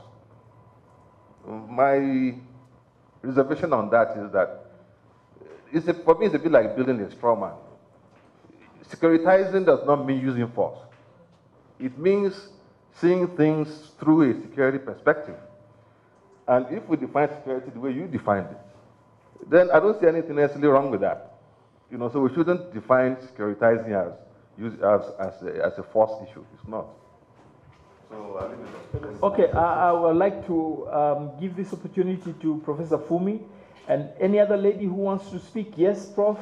Yes, Prof. So those last three comments, and then I'll go to the panelists, and if the discussion feels provoked enough. Thank you, Prof. Thank you. Yes. I was hoping not to speak, actually, and it's not the quota no. application that got me up. It was my response. It was where it was a comment and questions that I was hearing from the floor. Let me start with the social contract issue that DG is raising. And actually, it's at the center of the leadership question. The trick with leadership is that it's not about politics. It is not about, any party. It belongs in all realms, in everything that we do. And at the center of it is what I was referring to, which the literature does refer to, as exchange of influence. And that's actually a social contract issue.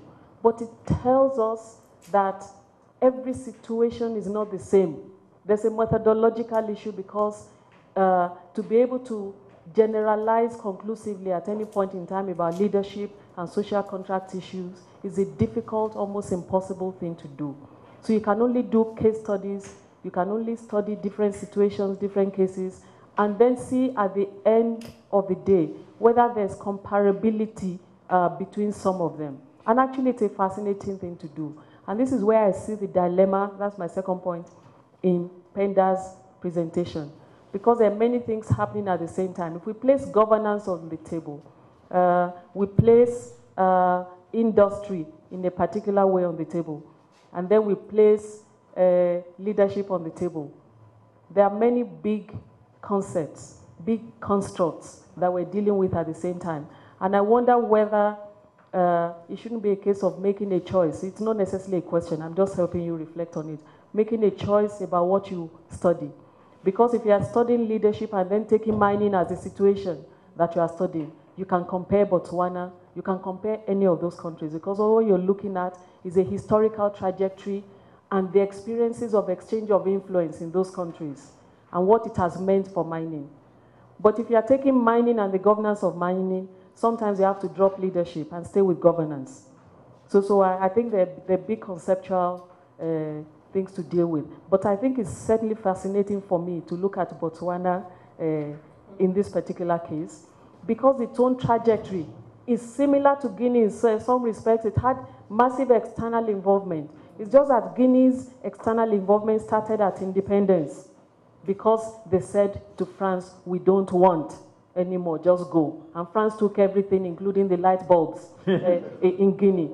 But that trajectory for Botswana started before independence, even when the colonial masters intervened on behalf of South Africa, because South Africa was saying Kama was, should not be married to a British. So their own exchange of influence started long before independence. So there's a leadership story there. But you have to choose what it is that you will take. Thank you. Thank you very much, Prof. Let me do so. Just a comment also to Penda. Penda, I would just like to see the leadership question in Botswana being dealt with in a bit more nuanced way. I do not think it is as easy, perhaps, as it looks on paper. There are ethnic problems in Botswana and some very difficult things happening, but they are very good at, I don't want to say hiding it, but dealing with it in a way that they get away with it. And we also need to think about all the gains that they've made, but a very, very high rate of poverty. More than 50% of the population. We need to bring that into the equation as well. And a question to Cyril. Cyril, you've pointed out the intersection of all these different securities. But to go back to what Funmi said yesterday, where then would be the conversible spaces around these intersecting securities? Thank you. Thank you, Prof. Honorable. It's a quarter again. Thank you very much to the presenters. I must say that it was fascinating to listen to all three presenters, and indeed they raised thought-provoking questions. And I want to say I actually was heartened by some of the questions you raised on the land matter, particularly the racial dimension of it.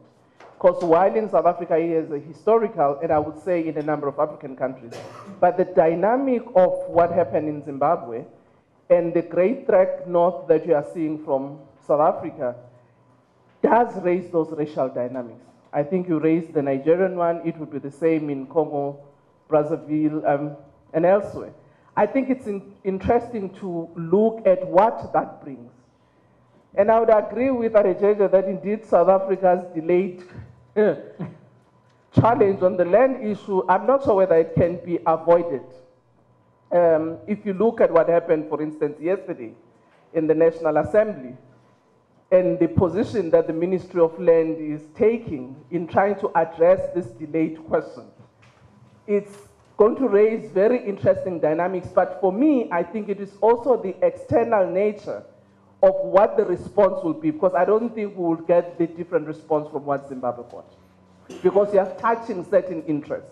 Because it's not just your local dynamics. Part of your large landowners in South Africa are transnational. So when you start to touch that question, certain insecurities emerge, and the consequence does also have its own dynamics. But I also wanted to say, isn't it also about time for Africa to look at its legal jurisprudence that is grounded in its own realities? Because if you look at this civil law and customary. We accept that there's a customary tenure system, but there's no codification. Nobody has put it down to say what it means. And therefore, it always becomes subsistence in its treatment. So it's acknowledged that it's there, and that's where it causes the issue of legitimacy. You might have all nice land administration, legislation, but when it comes to local communities, they'll deal with it the best way they know how. And you may never be able to exercise those rights that you have in land, as you have pointed out. But for me, it raises a question maybe to address what Adejeju was saying, not being a victim, but decide on what we want and codify it in the manner that it will make sense for our continent, rather than borrowing on the Dutch, the Roman Dutch law and others that were inherited and still continue with them in the application of a different situation. Thank you. Thank you very much. Now I'll just say two things before I request Penda to come and make responses. One of the great experience for me coming to the African Leadership Center has always been on how sessions here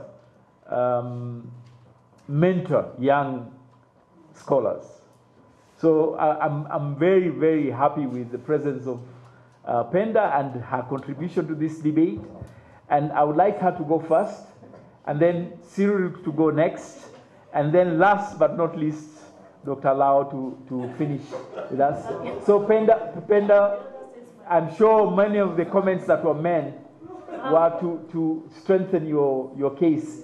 And I was very happy to hear the debate going on between my brother's advice and his contrary advice at the same time. So if you could come and take the floor. Thank you. Started to look at it, when I started to look at the concept, I thought, okay, this is way too much. And there are so many definitions out there. There are so many ways that you can take it. So you made a big, a good point. And I agree that maybe I went through it a bit quickly, and I need to go back to it. And even yesterday, after Dr. O's definition of concept of leadership, I thought, oh yes, I need to go back to my paper again and rethink what I was thinking. But I'll take that into account as I finalize the paper. And that's one of the reasons. One of the good things about the presentation is now I have the ability to also go back, take into account some of the feedbacks. Professor Rashid, thank you for your feedback. And I agree that it's problematic. Guinea and Botswana has very different history, and I'm aware of the difference between alluvial diamonds, kimberlite. But on the other hand, why I decided, well, I want to do this comparison, is that kimberlite is an industrial exploitation. So for a long time, Guinea has relied on bauxite, which is industrial.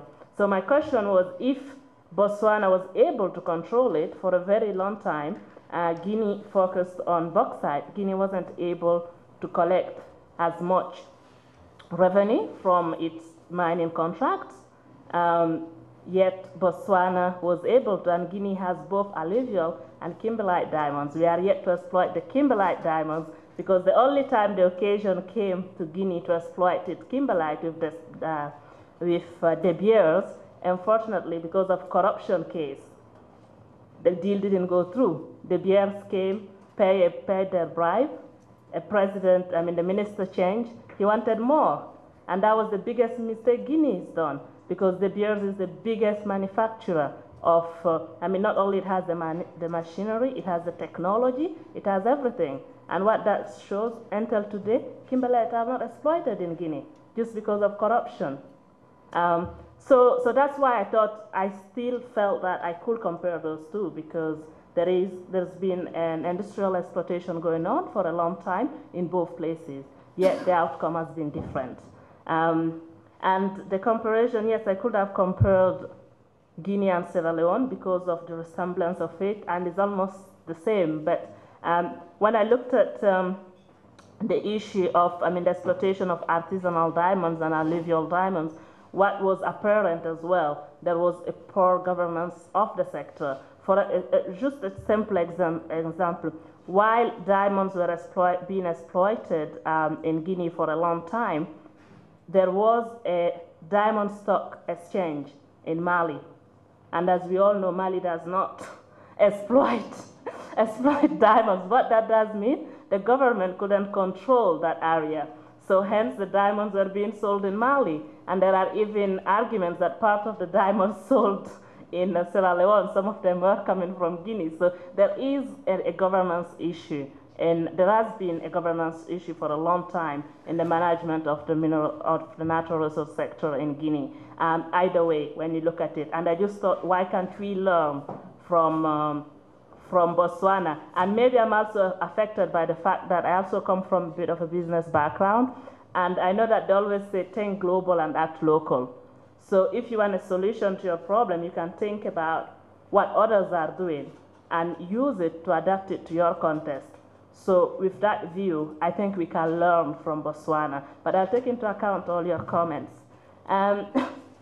So I'm going to end with Professor Njai's comment because that's a very complex case which is going. And thank you to Dr. O as well for her feedback. I agree that at some point I'll have to decide whether I want to focus on the governance or on the industry side of it. I'm going to still think about it and see, but I think it's a good feedback, and maybe I could always focus on that on one paper and then maybe look at it on another, like have two different papers looking at two different things. Thank you. And finally, Professor Njai, Benjamin Stymens and Valley and BSJ Air and Rio now. What do I think of that? First of all, I mean, I couldn't understand why Tony Blair is involved in any advocacy and any advising to Alpha Conde. I did not understand that, and I'm not one of the people who support it. I've always asked myself, what is he going to tell them? Because the issue of mining in Guinea is so complex. I mean, even the people in the department, when you take the diamond mining, it happens 700 kilometers from the capital. And during my research, I met some officials who have never been there. So no one really cares about what is going there. And I look at the bauxite mining, everybody's focused on that, and now the iron. So Tony Blair, I mean, I don't see any reason why he should be advising Conde on mineral extraction. I think there are so many more eminent Africans. I was actually having a discussion with somebody from the UN recently. And then he said to me in the UN in Guinea, and he was like, oh, you know, Guinea made a big mistake by not accepting Paul Collier to advise Conde. And then I said to him, I suddenly said to him, I said, no. I said, but do you know Dr. Alao, who's heavily written on mineral extraction? I mean, so, no, I was...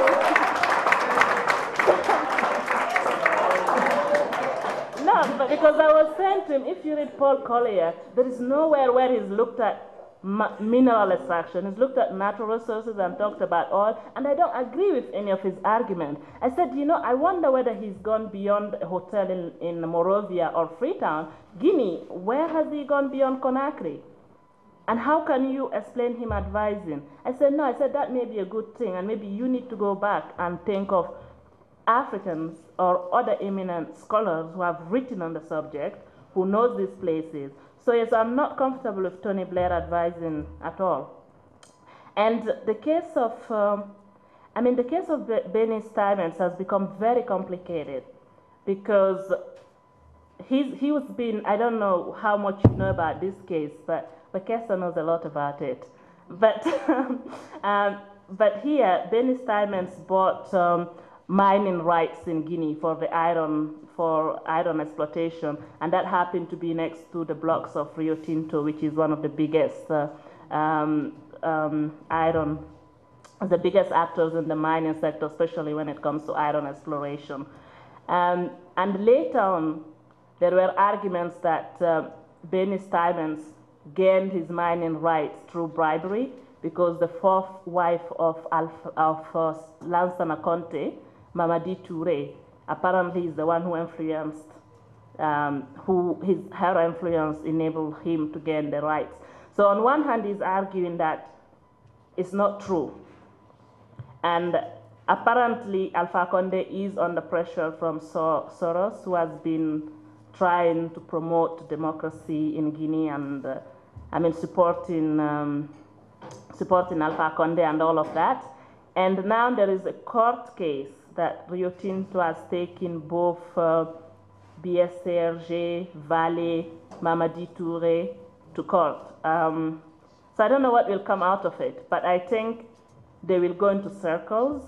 And maybe I'm not pretty sure what will happen after it, because everybody is putting the finger at the other. Because now Dennis Diamond is also questioning Conde, saying that, oh, he's reforming the mining sector, he's being pushed by Soros, and there's no proof. So everyone is blaming the other. But I think there might be an issue, because recently Alpha Conde has just signed a deal with Rio Tinto. And although there is a mining code, a lot of things in the mining code has been undermined. So I think it gives Dennis Diamond's power. So I don't know where this will end, but it'll be interesting. But Conde is not in a good place at the moment, because there are arguments as well that he's accepted this deal because of the elections coming. So let's wait and see. Well, thank you very much. Thank you.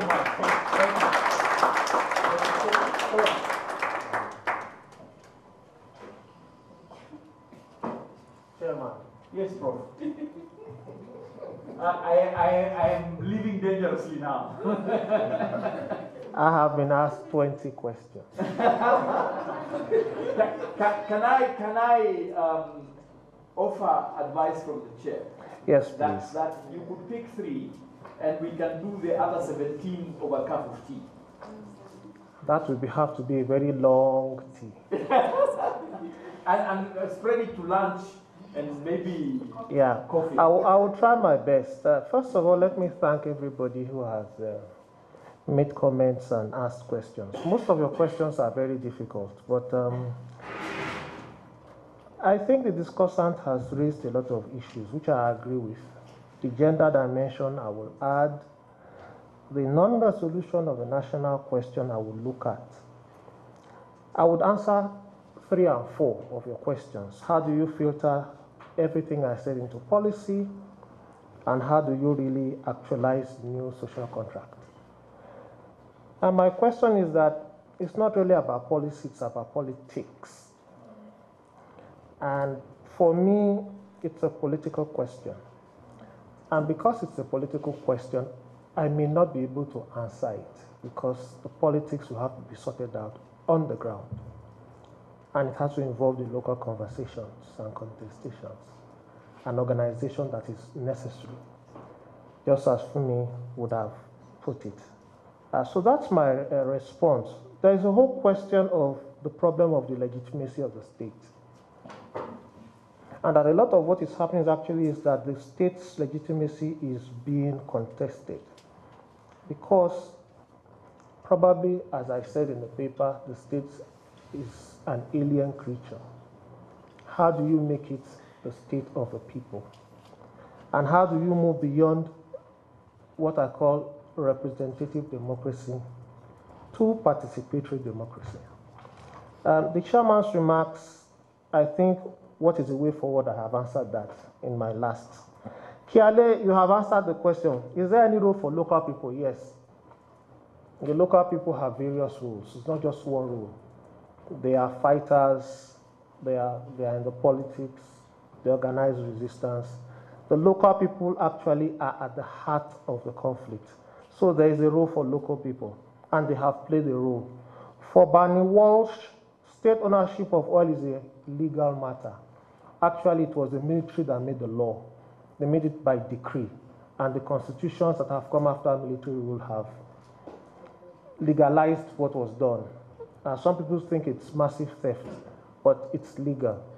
The Nigerian state owns oil. Do we accept state ownership, or do we advocate non-state ownership? Again, it's a political question. It's not something I think I should answer and say, this is right, this is wrong. It has legal implications. But the fundamental question is whose state, whose interest does the state represent? For Nasongo, The people of the Niger Delta are not doomed. But whether they are doomed or not doomed is a political question. For Bode, what value do you place on stomach infrastructure? You place a lot of value on stomach. The people of the Niger Delta are not foolish. But resistance takes various forms. Those people who make the best out of a bad situation are also resisting because they know that if they confront the guns, they will die. So they don't want to die, they want to live. But they want to live by taking advantage of the infrastructure of payments that is taking place. But for them, what they get is just a fraction of what other layers get. And at the end of the day, what they get are just crumbs. But those crumbs are fundamental for them because they want to survive. Some people will say they want to survive to live and fight another day. For Deji, I like your question. You argue that securitization has become a straw man. Probably so, but not all straw men are weak. And I would argue that what you have is that the fundamental issue is not that securitization is a straw man or not. The issue for me is who has the power to pronounce security. And that what you have is a situation in which dominant state actors in very powerful countries are the ones who pronounce and name what they want to securitize. I'll give you a few examples.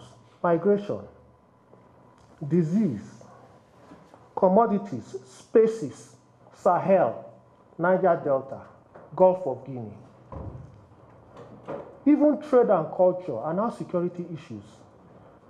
And in most cases, when these hegemonic actors pronounce security over a space, a thing, or a person, the usual response is to send in the troops. So probably I agree with you to the extent that one has to nuance and define exactly what securitization means in what context. To that extent, we both agree. Even we are securitizing markets.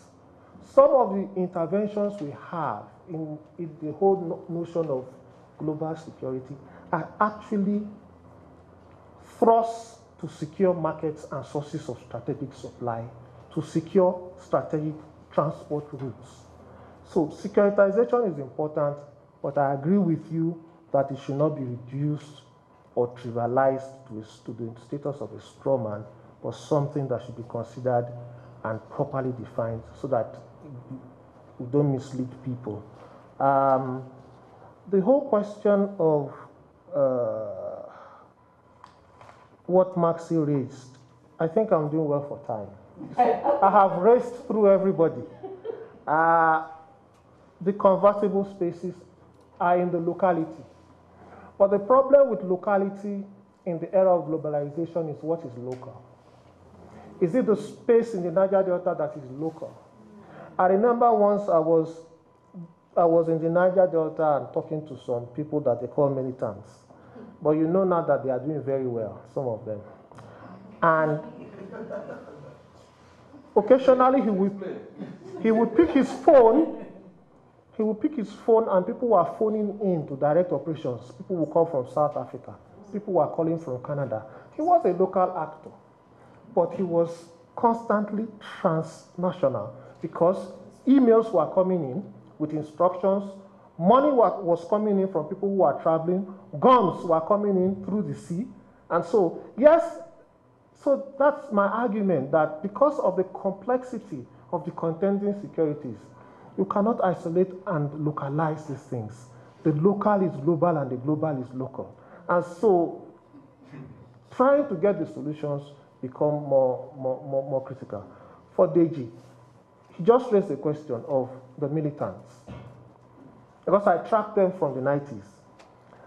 And at a point, they were fighting. But now the government we have looks like their government. And the government is taking good care of them. And this brings me back to the Boko Haram issue. That in terms of the historiography of some of these groups, they start partly with genuine grievances, and then they become friends to politicians, and politicians give them some starting off capital. and in the process, they transform into people who become what I call using violence as a means of production and as a means of survival. And after some time, they spin out of control. But what has happened in the Niger Delta, why Boko Haram is now the focus, is that the people who spun out of control have been controlled because their person is in charge, and their person is taking good care of them. If you follow some of the security contracts that have been awarded to militia leaders, you see that some of them have done very well, and they have physically relocated from the local of the Niger Delta to the federal capital.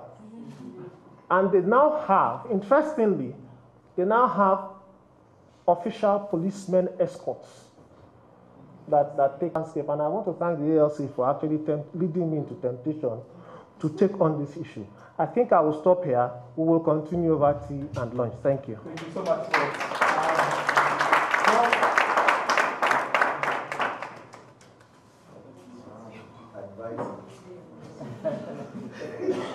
Thank you very much. Penda, I don't know the Abiodun Alao you are talking about. I honestly don't, and that's the truth. But having said that, I want to say something that, Penda, you made such a very brilliant presentation, such that my decision to stop writing on natural resources and conflict has not been confirmed. Cyril, we are moving close to the geriatric ward. Our days are numbered, and the numbers are quite few. I think very few questions were actually directed towards my side, and which, in a way, makes things easier for me to handle. And Charlie, let me just say something. You mentioned something about the states being weak or maybe incapable. This is a subject that you and I can pick up and discuss further over tea. But my own position is that, and I've argued it in one or two places, that the states are actually not weak. They are only selectively efficient. So it's actually a case of selective efficiency, but it's something that we can always pick up.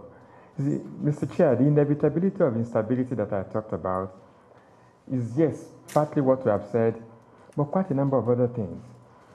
The way African states were wired right from independence actually made quite a number of things inescapable. Having said that, let me also admit that the activities of the inheritance elite compounded quite a number of complications. Omeni, first, land does not include water. Completely different, because water creates quite a number of other complications that are separate. But most of the issues you mentioned are things we can discuss privately. But I can also direct you to one or two sources where you can see a further elucidation of my position on these issues. Irash, yes, it is true that the issue of land grab is not only a phenomenon that is synonymous to any particular area.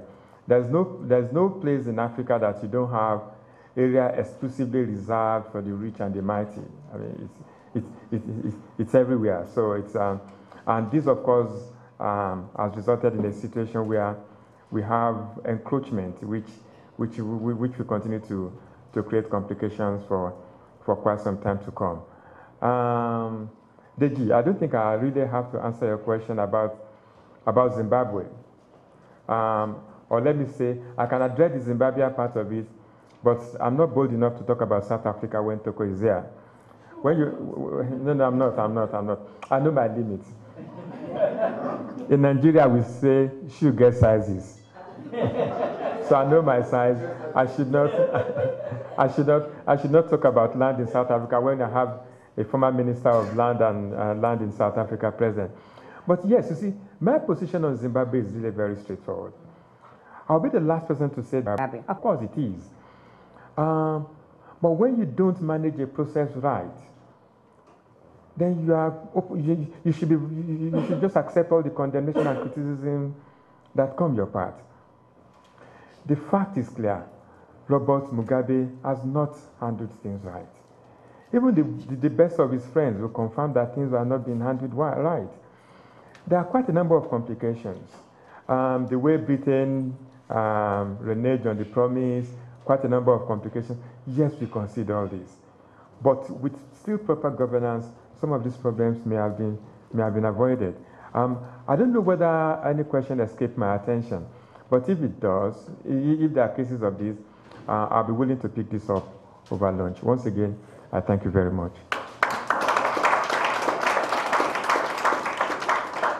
It's now my singular honor to thank all the presenters and the discussants and all those who participated in making this debate and conversation what it was. Excellent presentation, excellent discussion and response, and excellent interventions from the floor. If you could join me in a hand of applause, I would thank the members. Thank you very much. And back to the organizers, and I apologize that we took that long. I just seek refuge and comfort that it was very, very, very, very interesting. Thank you. Thank you very much. And we should also thank the chair for excellent work. Yeah?